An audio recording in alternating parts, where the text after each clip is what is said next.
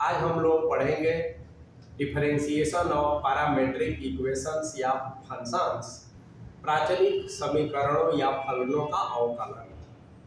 तो सबसे पहले यह जानना है जरूरी कि पैरामेट्रिक इक्वेशन की आवश्यकता आखिर क्यों और क्या होता है पैरामेट्रिक इक्वेशन।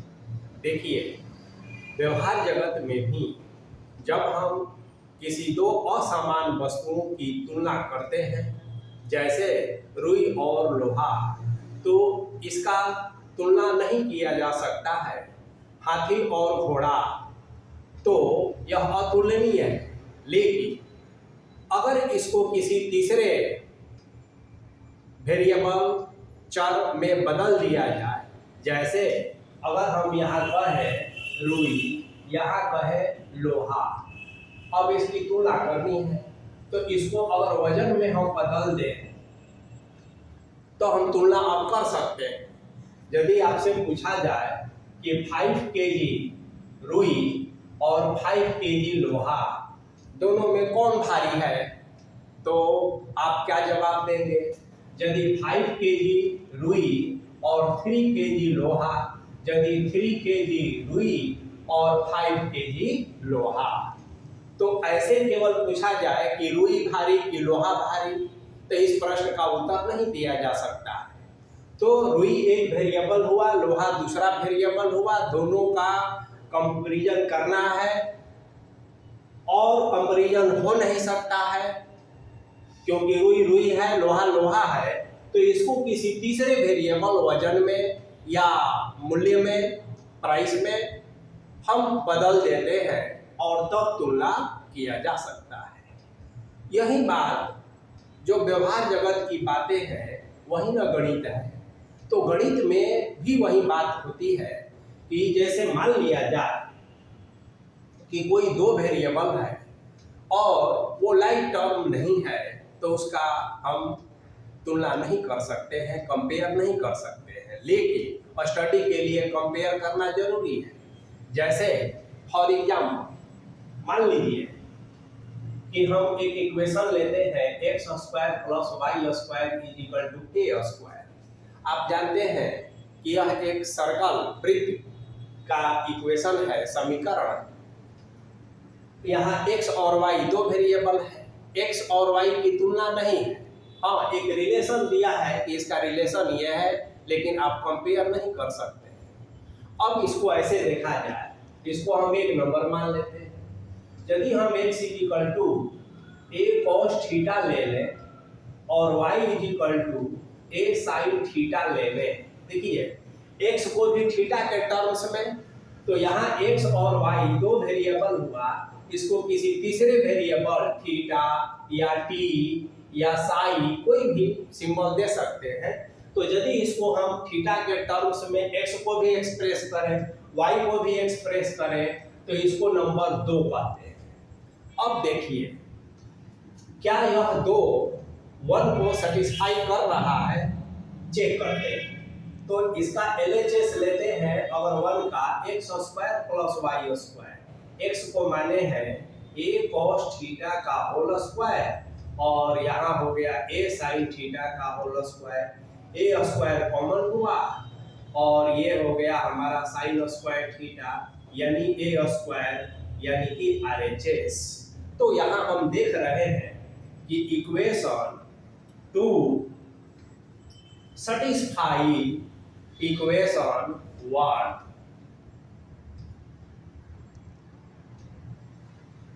सो अब आगे लिखेंगे equation 2 is called parametric equation, parametric equation है ना, ऑफ इक्वेशन 1। अब यहाँ इक्वेशन 1 का मतलब नहीं है, केवल आपको ये देखना है कि यही पैरामेट्रिक इक्वेशन कहलाता है। तो पैरामेट्रिक इक्वेशन की पहचान यही है कि x = समथिंग, y = समथिंग। आप देखते ही पहचान जाएंगे कि हाँ, ये पैरामेट्रिक इक्वेशन है। अब बात आती है डिफरेंशिएशन ऑफ पैरामेट्रिक इक्वेशन।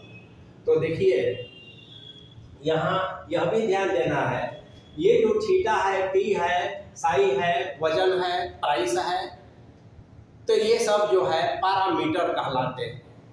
जिस तीसरे वेरिएबल में आप एक्सप्रेस करते हैं उसको क्या कहेंगे? पैरामीटर। तो equation 2 is called parametric equation and theta is called, है ना, theta is called parameter. Theta is called parameter, प्राचल, हिंदी में कहेंगे प्राचल। तो प्राचलिक समीकरण और प्राचल ये ध्यान में रखना है। अब हम लोग ये देखेंगे कि how to differentiate parametric equation. तो आइए इसको हम लोग सीखते हैं कि कैसे हम पैरामेट्रिक को डिफरेंशिएट करते हैं। देखिए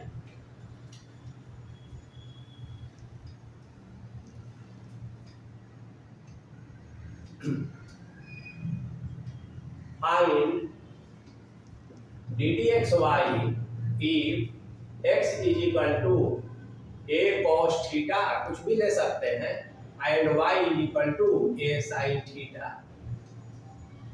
तो देखने से ही आप पहचान जाएंगे कि हाँ ये पैरामेट्रिक है। अब आइए डिफरेंशिएट करने का तरीका। देखिए दोनों ही फंक्शन को अलग अलग हम लिख लेते हैं और डिफरेंशिएट करते हैं दोनों को, differentiating with respect to theta. We get दोनों को थीटा के रिस्पेक्ट में, अगर टी रहेगा तो टी के रिस्पेक्ट में, साई रहेगा साई के रिस्पेक्ट में। तो ये हमारा हो जाएगा dx d theta, a constant है, cos का माइनस साइन थीटा होता है, और यहाँ देखिए dy को भी डी थीटा के रिस्पेक्ट में करेंगे, ए हो जाएगा, और साइन थीटा का cos थीटा होता है। सेपरेट सेपरेट निकाल दिए। अब देखिए वी नो दैट हमें तो ddxy निकालना है, तो ddxy is equal to dy d theta by dx d theta. अब ये एक इंपॉर्टेंट रिजल्ट है, यहाँ आपको यह ध्यान देना है कि डी थीटा कैंसिल हो गया तो dy dx बच गया। अगर आप ऐसा सोचते हैं तो प्रैक्टिकली कोई गलत नहीं है, लेकिन थ्योरेटिकली बहुत बड़ी गलती आप कर रहे हैं, क्योंकि ये डी थीटा कैंसिल नहीं होता है। आप जानते हैं कि यह डी थीटा वाई एक सिंबल है, डी थीटा एक्स एक सिंबल है, यह गुणा भाग की प्रक्रिया में भाग नहीं लेता है, यह एक रेशियो नहीं है। तो यह रिजल्ट आया कैसे, कैसे इसको हम लिख सकते हैं, होता तो है। तो देखिए आपको कंसेप्ट पर जाना होगा। यहाँ पर हम डेल्टा वाई डेल्टा एक्स लिखेंगे, delta y delta theta by delta x delta theta. यह रेशियो है, यह भी रेशियो है, यह भी रेशियो है, यह गुणा भाग की प्रक्रिया में भाग लेता है। इसमें और इसमें बहुत अंतर है। यह ddxy जो है डेल्टा वाई डेल्टा एक्स का लिमिटिंग वैल्यू है, ये बहुत पहले हम लोग बेसिक क्लास में डिफरेंशिएशन का इसकी चर्चा किए हैं, आप लोग जानते हैं।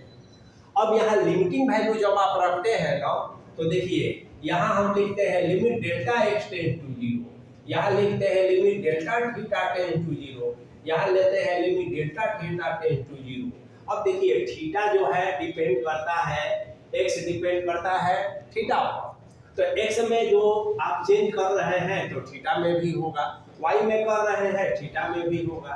इसलिए तब इसका वैल्यू जो है ddxy होता है, इसका वैल्यू dd थीटा y होता है, इसका वैल्यू dd थीटा x होता है। बस अब आप इस मान को रख दीजिए, तो देखिए क्या आएगा ddxy, dy डी थीटा आया है आपका a cos थीटा, और ये आया है minus a sin theta. a और a कैंसिल, तो माइनस ये cos थीटा, यही इसका आंसर हो गया। तो इसका डिफरेंशिएशन क्या हो गया जी, माइनस cos थीटा। अब एक दूसरा सवाल लेते हैं। देखिए सबका बनाने का तरीका वही रहेगा। और जब आप डिफरेंशिएशन जानते हैं तो अब यह पैरामीट्रिक आपको कोई परेशान नहीं करेगा। देखिए दूसरा एक सवाल लेते हैं। डी डी एक्स वाई निकालना है। If x is equal to 1 minus cos t and y is equal to t minus sine t, suppose मान लिया जाए, तो बहुत आसान है। देखिए dx dt 1 minus minus plus हो जाता है साइन टी, और यहाँ देखिए dt with respect to t करेंगे 1 माइनस कॉस टी। अब देखिए डी डी एक्स वाई जैसा कि आप जानते हैं ऐसा, अब ये 1 माइनस कॉस टी हुआ और यहाँ 1 प्लस साइन टी हुआ, यही आंसर हुआ। आंसर को हमें सिंपलेस्ट फॉर्म में लिखना चाहिए। अब एक दूसरा क्वेश्चन देखिए, find d d x y if x is equal to sine Q t by under root cos 2t and y is equal to cos qt by under root cos 2t। अब देखिए basic rule जब आप जानते हैं differentiation का तो बाकी कोई दिक्कत नहीं है। अब आप इसको dx dt पहले निकालेंगे तो देखिए u by v पर आप इसको तोड़ेंगे तो जानते हैं u by v का, इसको भी आप u by v पर तोड़ेंगे। u by v का डिफरेंशिएशन आप जानते हैं, एक बार हम दे देते हैं, लिख देते हैं। देखिए डी डी एक्स और यहाँ साइन क्यू टी हो गया इंटू रूट कॉस 2t हो गया माइनस यहाँ साइन क्यू टी हो गया और फिर डी डी एक्स यहाँ पर रूट कॉस 2t हो गया और divided by root cos 2t का होल स्क्वायर हो गया। अब देखिए साइन क्यू टी है तो आप फंक्शन ऑफ फंक्शन का डिफरेंशिएशन करना जानते हैं, यहाँ भी फंक्शन ऑफ फंक्शन का डिफरेंशिएशन करना जानते हैं, तो आपका dx dt निकल गया और इसी तरह से dy dt निकल जाएगा और तब आप dy dx निकाल लेंगे। दूसरा एक सवाल लेते हैं।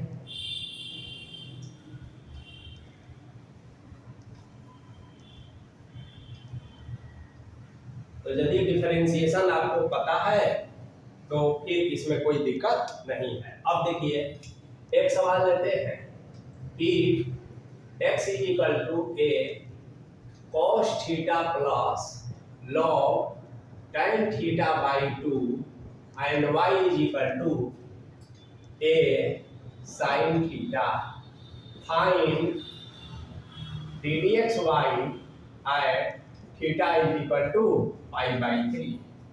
एक क्वेश्चन है।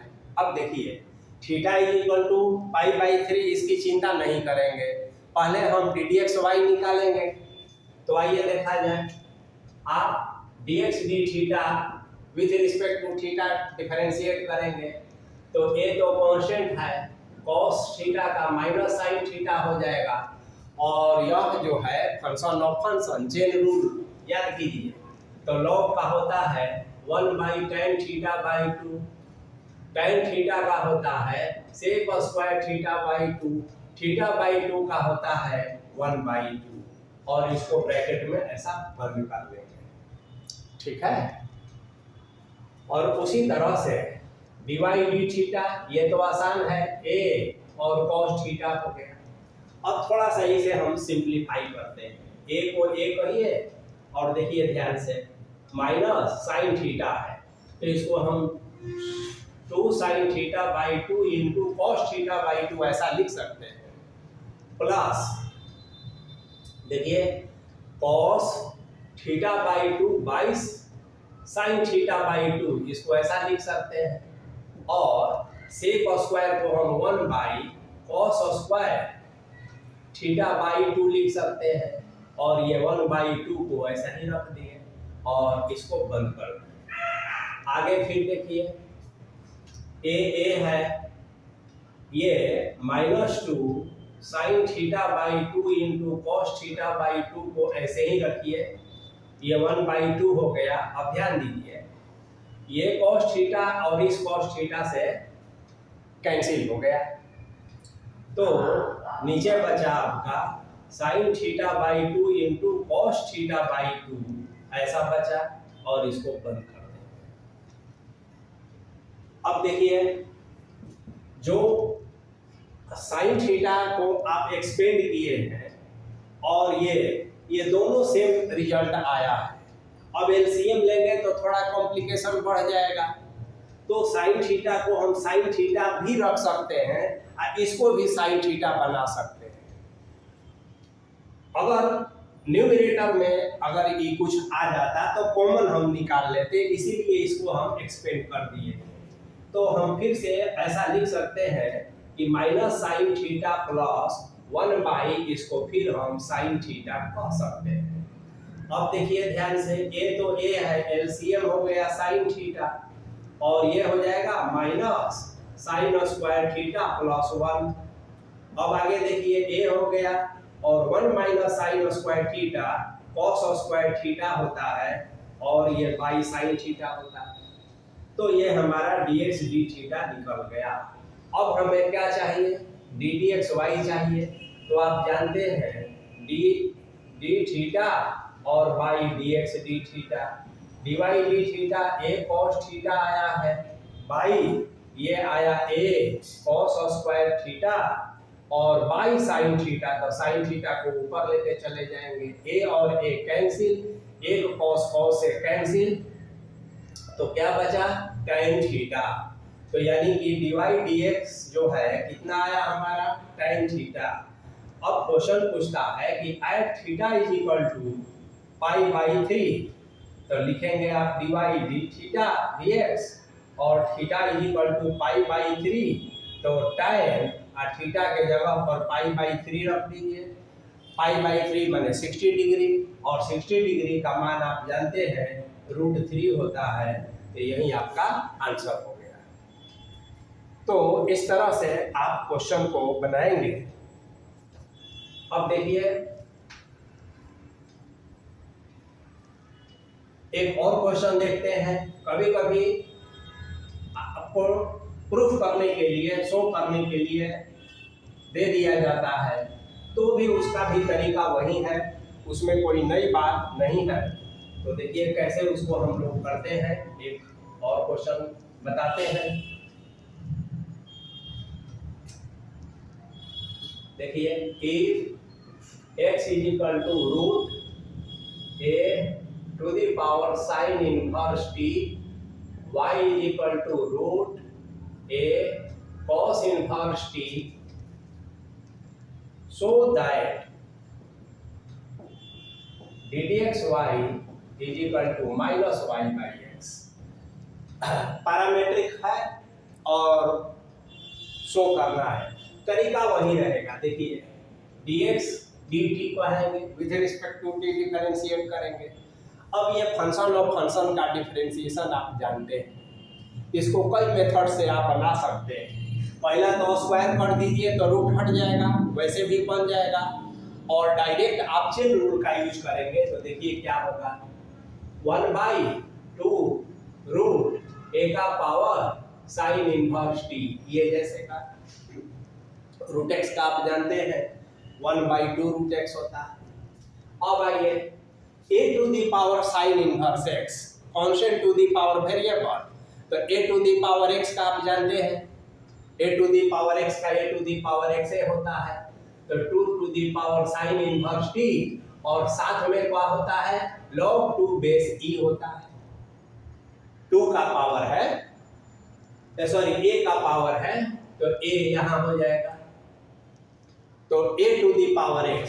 देखिए ध्यान से, ddx जो है, ddx a to the power x तो जानते हैं ना, a to the power x log a base e, इसी का हमने यूज किया, और उसके बाद sine inverse t, chain rule का यूज करेंगे, तो इसका होता है 1/1 माइनस t², ये निकल गया।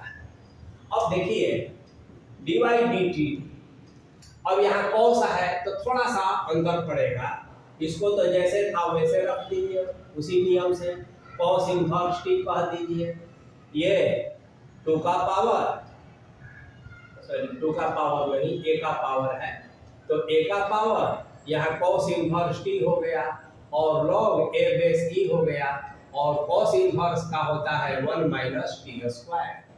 बस अब आपको क्या चाहिए, डी डी एक्स वाई, तो डी वाई डी टी ऊपर रख दीजिए, तो ये आपका देखिए क्या होगा, ध्यान से, a का power cos inverse t log a base e by, यहाँ 2 हो जाएगा अंडर रूट a का power cos inverse t into minus 1 रहेगा 1 by under root 1 minus t square और बाई dx dt।